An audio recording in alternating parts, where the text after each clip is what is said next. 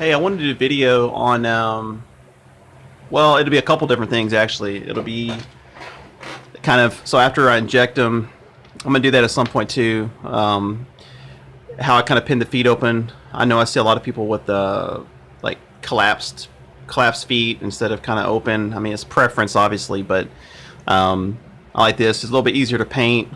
It gives a little bit more motion. But the main purpose is how I paper towel off before I paint, because I actually got to paint these kings and everything here pretty soon.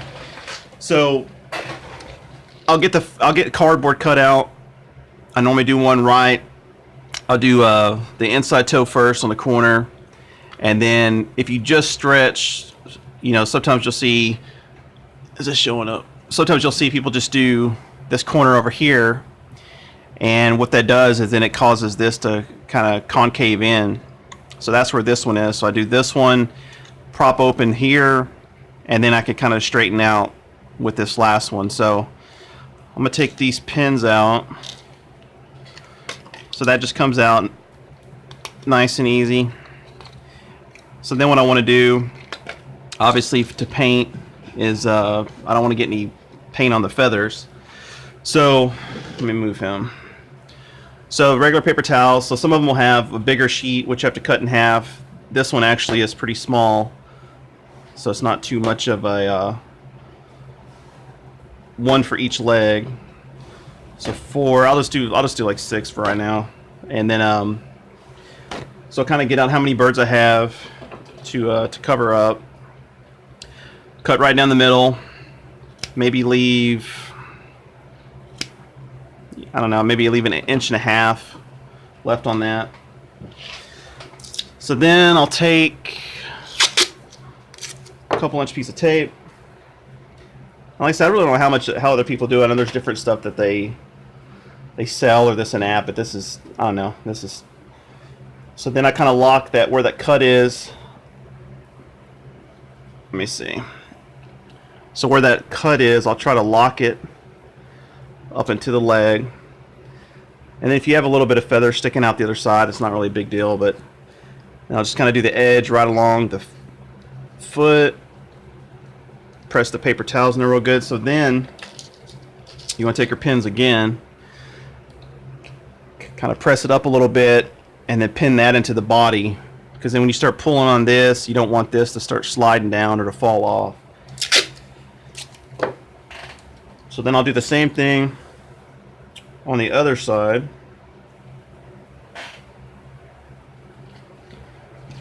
It's kind of hard to do one-handed, but oh, let me back up a little bit so I can't freaking see. Okay. So then I'll do the other side.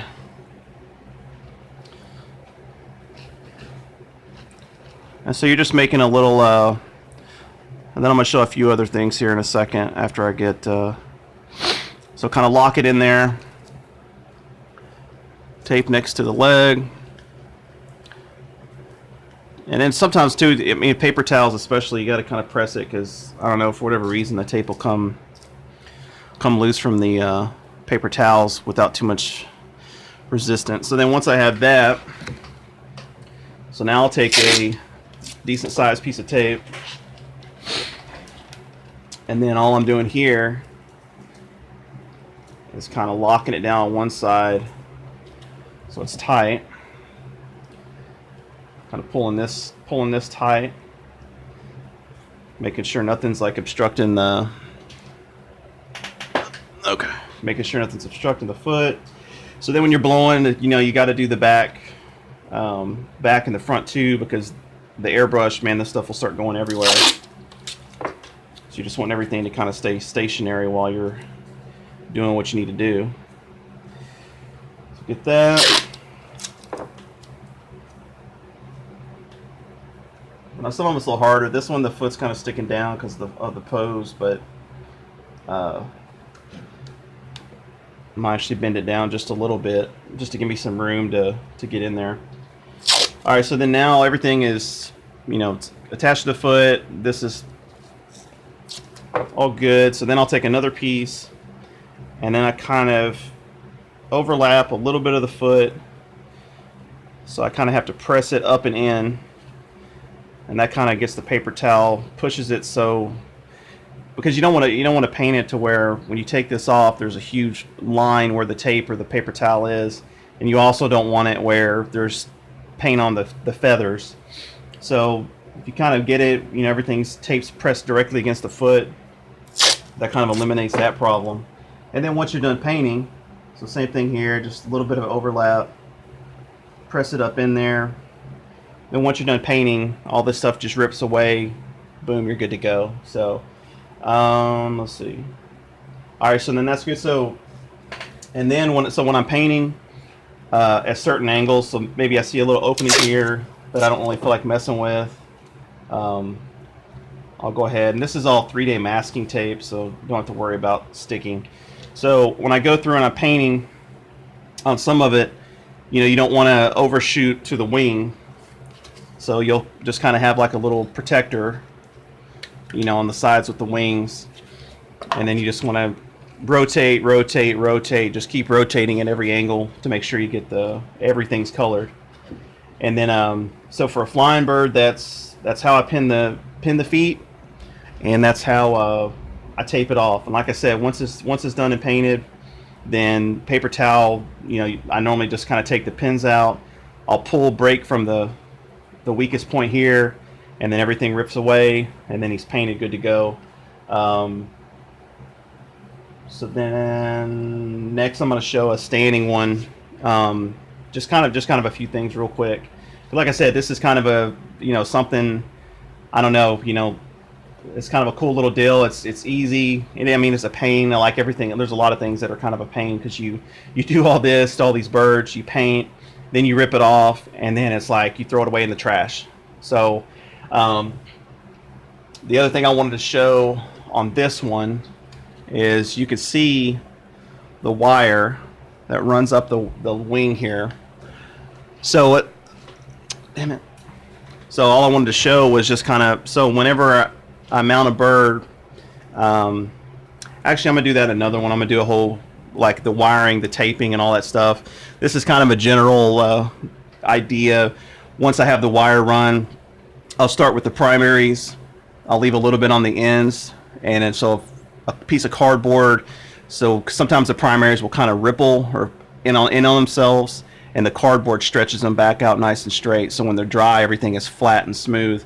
Then I go through one by one, do the secondaries, and then I'll go through, do the it's greater coverts, but it's this line of feathers here, and then I'll go over the I think you've seen some carding before. Anyway, I'm gonna show that in a different one because that's like a whole different thing, but while I was sitting here looking at it. But anyway, that's for the flying bird. That's gonna be the same for every species. Obviously it's king eider, but it could be a green winged teal, it'd be the same thing. So, and then I just get a big pile, and then I'll kind of just go through, one bird by one bird, tape pin, set aside, tape pin, set aside, and then go through and paint everything, based upon color. So everything with kind of a yellowish, orange maybe. Then I'll go through a diver gray, and then I'll go through, buffle heads or whatever. So anyway, I'm gonna pause it. I'm gonna get the a different pose out just to go over a few things, and it should be good. Hopefully. All right, on this one it's a standing, same thing. Remove the pins. I'm gonna do this kind of quick, just so that way I think everybody kind of gets the idea. The only difference on this one is you can't really go this. This is obviously just a temporary structure until it goes on to the base here in the next couple days. So I'll try to bend it up, especially so I can paint from the underneath angle. You don't want to miss any spots. Same thing here, just kind of get the feathers out of the way, lock it in there, tape at the feather line, make sure the tape's going to stick. I'll just take this out, pin it together. That's where those long quilter's pins comes in. So from here you can't really tape, but what I like to do, because again you can't just leave it free floating, because once that airbrush gets going it's going to be flying everywhere. So I'll just kind of run it along the edge of the paper towel, and then just kind of press it like that. I mean, same kind of thing. When I do the other side, what I'll do is I'll just pin the two things together over the top of the back, because otherwise this is going to be blowing down when I'm trying to do the side. So once I have both sides, do a little tape, and then that'll kind of keep it open. And same thing here. You just want to do, leave a little bit excess, push it next to the feathers, press it in best you can, so that way once the air starts hitting it. And then same thing here. Then once the pin's out, if it's painted, boom, rip it, you're good to go. So that's the standing bird. And oh, and then one more thing to show. And then real quick, this is what I was talking about with the over the back, just tape. And that way now I can, you know, I can get to everything. Sitting ones, the wire I don't use as thick. I use on a big bird 16 gauge, and so if I have to, I can kind of it'll give me a little bit of an angle. But I just wanted to kind of show, you know, it's like anything, I guess. Every little thing makes a difference, especially you know, when you've done enough of them, I guess. But anyway, so that's the whole deal there. And so like this one's drooping down. And so then what I want to do, instead of running tape across the whole back, is then I'll just kind of, you know, find a soft spot just to pin that up, and then that can all come out. Just that way, it makes everything so much easier. Okay, and then finally what I wanted to show is on this standing bird here, it's going to be the same process as the flying, you know, just going up, taping underneath, you know, pinning wherever needed. The only difference is something I developed. I mean, it's not like reinventing the wheel, but something I started doing. I've seen other people doing too. Is, you know, like especially if you get a lot of a certain species. So like on this, there was, you know, several king eiders. So obviously you want to make sure that through the whole process, through everything, nothing gets mixed up, nothing, the exact bird for whoever, or, you know, whatever. Oh, this was the best one for so-and-so, or blah, blah, blah. And so I have a bunch of different color zip ties I use. You know, this is orange, you know, so it'll be black, white, teal, green, on and on and on. And so then that's correlated with the tag, that's correlated with the logbook, and that's correlated with everything. And so no matter what, this isn't going to come off until I cut it. And it's just especially down here, I mean, if you do a bunch of, you know, redheads, or if you did a bunch of mallards, if you lived up north, a bunch of wood ducks on the east, you know, on and on and on, it's like sometimes you'll have maybe 5 different people or 10 different people with the same bird. And, you know, one of the common questions is like, well, how do I know this is mine, or how do I know? It's like as soon as I take them out to work on them, before I do anything else, before that tag gets separated from that bird, I zip tie it, I mark it on the tag, mark it on the work order or on the logbook, and all that stuff. That way, there's zero chance that when I see this orange zip tie on this that correlates with this tag, with this pose, the logbook, I know exactly what bird, what it's supposed to be doing, and there's, you know, zero chance for it. Because I know me personally, you know, I would never switch a bird, and I wouldn't want to drop something off, like say, you know, sunshot a deer or something. I wouldn't want that to get something else back that wasn't, you know, what it dropped off. So I just wanted to show that, just kind of just good food for thought.